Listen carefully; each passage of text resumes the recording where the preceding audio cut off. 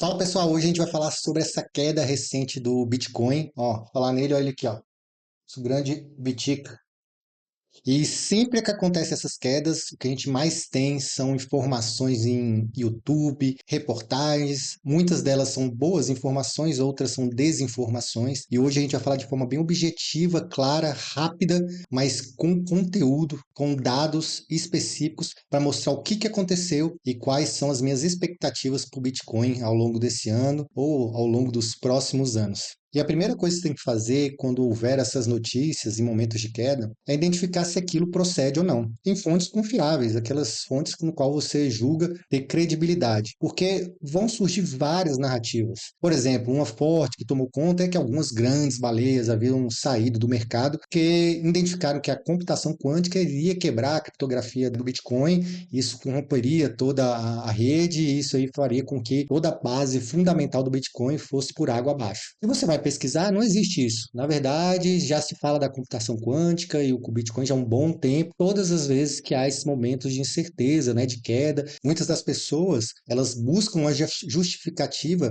para quedas e aí começam a surgir as teorias da conspiração. Então, a primeira coisa que tem que avaliar, é realmente algo que tem fundamento e vai quebrar as bases do Bitcoin ou não? São só narrativas que são construídas para tentar justificar uma queda de preço e trazer ali uma boa manchete, trazer um bom engajamento, né, desses portais ou influenciadores. Então, sempre avalie isso. Porque se for algo fundamentado, que quebra as bases do Bitcoin, tudo bem, faz sentido e a gente tem que rever sempre o investimento ou não naquele ativo. Mas se as bases continuam as mesmas, como continua, se você for pesquisar, então não faz sentido. E aí a gente tem que procurar a real razão dessa queda para entender o que aconteceu nesse cenário, prospectar o que a gente pode fazer tanto a curto, médio e longo prazo em relação ao Bitcoin, a depender de qual é a sua estratégia. E aqui eu quero mostrar para vocês duas das causas principais que levaram a essa queda do Bitcoin, que já aconteceram e sempre vão acontecer em todos os ciclos. De 2024 até agora, nós tivemos dois grandes principais eventos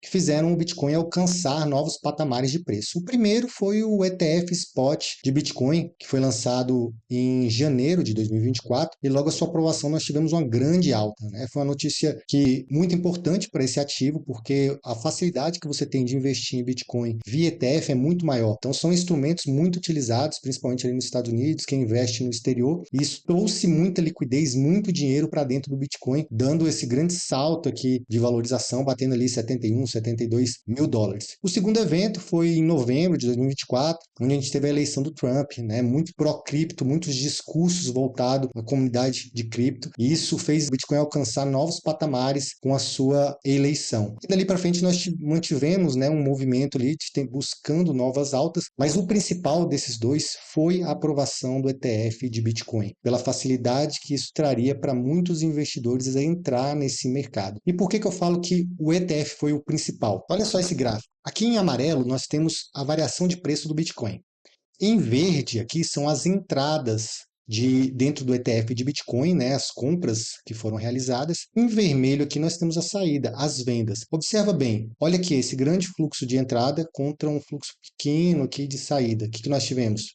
Uma grande alta do Bitcoin. Aqui nesse processo nós tivemos aqui, né, um fluxo de entrada, mas dentro de um parâmetro menor, e também algumas saídas, fazendo com que tivesse uma oscilação do preço, mas dentro desse range aqui. Mas logo em seguida nós temos aqui mais um movimento grande de entrada aqui de compra, né, nos ETFs de Bitcoin. Nós temos o quê? Mais uma subida do preço. Logo em seguida, nós temos aqui, ó, começa um volume alto de venda, mas sem a correspondência de compra, aqui uma baixa compra. O que acontece com o valor do Bitcoin? Ele cai.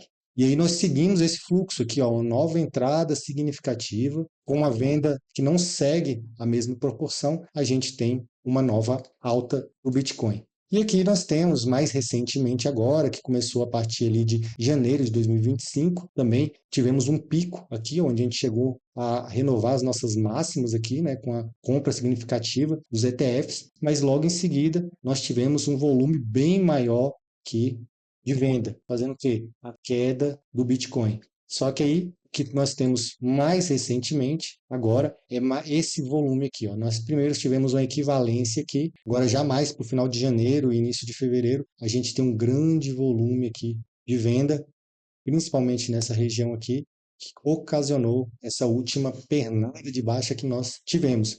O que eu quero que vocês guardem desse gráfico é que toda grande movimentação, tanto de alta quanto de baixa do Bitcoin, tem uma relação direta com os ETFs. E quando a gente chega no topo desse movimento, onde a gente começa a ter uma lateralização por volta ali dos 115 aos 120 mil dólares, muitos desses institucionais que compraram via ETF a um preço de 48, 50, 55 mil dólares começam a realizar. É natural desse processo das estratégias de investimentos dos grandes investidores. Então, aqui nesse topo, houve uma primeira pernada de baixa de outubro para depois de outubro, principalmente com essa realização de lucro dos institucionais, saída do ETF. Você vê que vai aumentando a saída gradativamente. Depois nós temos mais um processo de lateralização, até que agora, recentemente, nós temos mais essa queda acentuada. Essa queda ocorreu principalmente pela manutenção da taxa de juros americana, ou seja, havia uma expectativa de queda, com a indicação do novo presidente do Fed, que é uma pessoa mais rígida em relação à inflação, ou seja, tende a manter a taxa de juros mais elevada para ter um maior controle da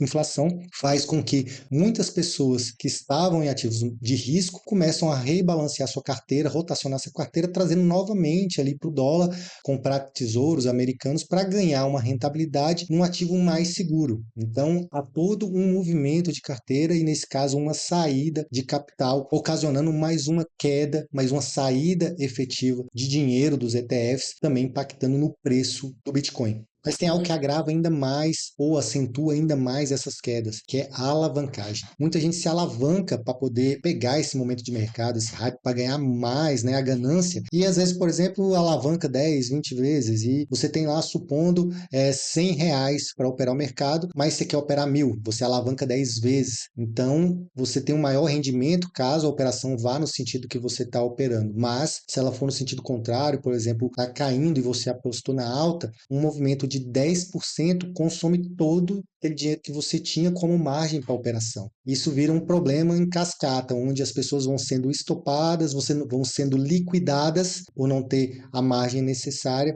Isso potencializa o movimento de queda. E as pessoas não param por aí. Muitas vezes vai caindo e elas estão esperando o mercado voltar. Não, vai reverter, vão criando mais posições e o mercado só vai afundando mais, de forma mais acentuada. Nesse gráfico aqui, você pode ver que eu pego ele desde janeiro, agora de 2026, nós temos algumas quedas, né? E elas vai descendo.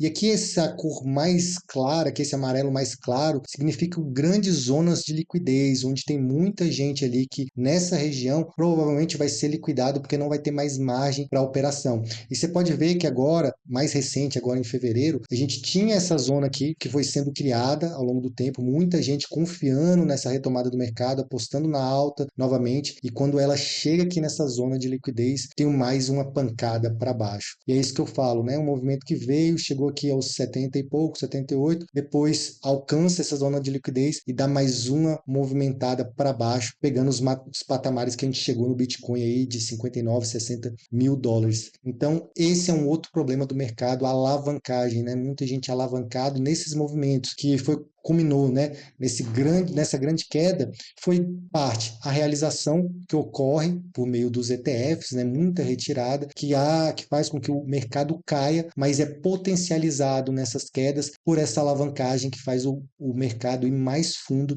do que deveria, mas também, por outro lado, faz uma limpeza desse mercado que estava extremamente alavancado. Então, esses são os dois fatores que eu gostaria de passar para vocês. Primeiro, uma forte realização ou saída de capital dos ETFs, foi ele que impulsionou essa alta, como a gente viu, e a saída, a retirada de lucro do mercado fez com que a gente tivesse essa primeira onda de queda de outubro, até mais recentemente, e por fim, essa questão da manutenção da taxa de juros do Fed, essa indicação de um novo nome como presidente, alguém mais rígido, fez com que houvesse uma rotação ali na carteira e muitas pessoas saíram do ETF, tendo mais uma onda de realização que pegou muita gente alavancada no mercado e aprofundou ainda mais essa queda. Por fim, o que eu espero do Bitcoin? No meu ponto de vista, nós já estamos em um bear market, né? Já estamos em um mercado de baixa. Nós estamos caindo desde outubro do ano passado e creio que a gente ainda vai buscar novas baixas. Acredito até que a gente possa alcançar novamente o patamar de 80 mil dólares, 70 e poucos mil dólares, para depois fazer uma nova queda. Não acredito que a gente vai renovar máximas históricas ainda esse ano. Aí você me pergunta, isso é um achismo? Não. Na verdade, eu tenho o meu plano, né, minha metodologia de compra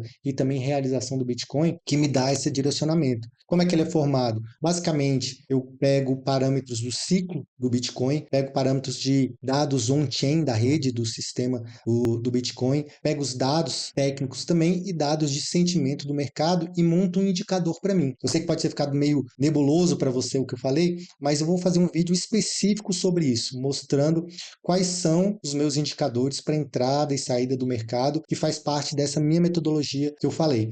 Tanto é que nesse ciclo eu saí do mercado por volta de 118 mil dólares, uma sinalização daqueles indicadores que eu estava acompanhando. Eu tinha um preço médio no Bitcoin de por volta de 48 mil e saí em 118 mil dólares. Mas, como eu falei, isso com base em parâmetros específicos dessa metodologia, que em um outro vídeo eu vou explicar mais para vocês, porque senão esse vídeo vai acabar ficando muito longo. Mas essa é a minha expectativa, que a gente ainda pode ter um pouco mais de queda até o final desse ano, para depois a gente retomar um mercado de alta. Mas eu vou fazer um novo vídeo com esses parâmetros, esses patamares bem especificados para vocês. E se você gostou desse vídeo, deixe o like, compartilha, se inscreva no canal, para que esse conteúdo chegue para outras pessoas e a gente possa fortalecer essa comunidade, porque eu ainda tenho muita coisa para passar para vocês, mas eu sei que é algo gradativo. Espero que vocês me acompanhem e até o próximo vídeo.